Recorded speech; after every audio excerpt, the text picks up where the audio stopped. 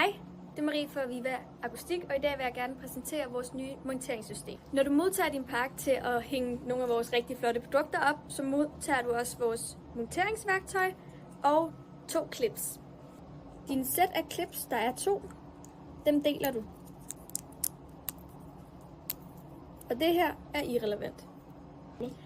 Når du har dine clips og dit monteringsværktøj, er det vigtigt, at du kigger på, at pilene peger ud mod dig.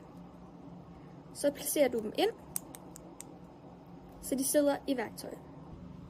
Når du så har valgt et sted på dit panel, hvor du gerne vil have sat din knæ eller andet op, så er det vigtigt, at du kigger på, at pilene peger opad. Så trykker du ind mod dit panel og får den stille og roligt i hak. Nu har jeg taget en grøn clips for lige at demonstrere for jer, hvordan jeg faktisk gør det. Igen er det vigtigt at se på, at pilene vender opad. Jeg tager så og trykker skråt ind mod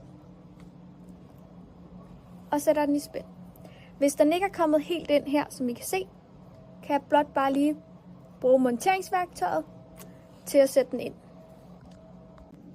Som I kan se her, er I ikke helt i vatter, og der kan jeg igen bare bruge værktøjet til lige at få dem i vatter. Når så du har monteret klipsene, kan du blot bare tage vores trehandlede knæ og glide dem lige så stille i. Og det samme med at få den ud.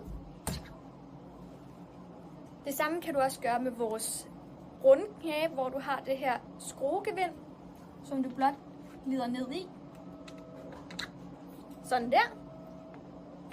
Og skruer din knæ udenpå.